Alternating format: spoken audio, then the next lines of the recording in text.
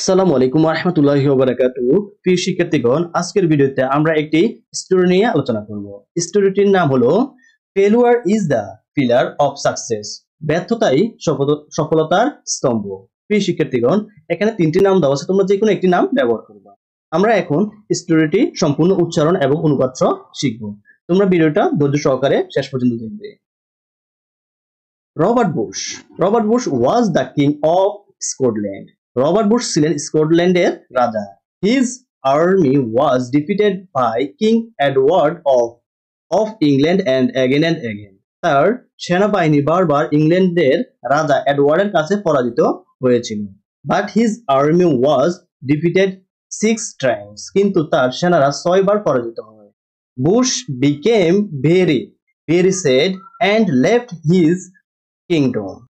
Bush খুব দুঃখ পেলেন এবং রাজ্য ছেড়ে দিলেন। He hid in A cave. তিনি এক গুহায় লুকালেন। One day Bush saw a spider in the cave.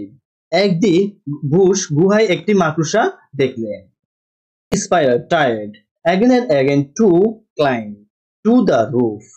মাকড়সাটি বারবার ছাদে উঠতে চেষ্টা করছিল। It failed 6 times but did not give up. সে 6 বার ব্যর্থ হলো কিন্তু হাল ছাড়ল। At last on the 7th attempt the spider succeeded. অবশেষে 7ম বারে সে সফল হলো। His gave Bush new hope. এতে বুশ নতুন আশা পেল। He collected his soldiers again and fought bravely. তিনি আবার সৈন্য জোগাড় করলেন এবং সাহসের সাথে যুদ্ধ করলেন। This time he won and got back his kingdom.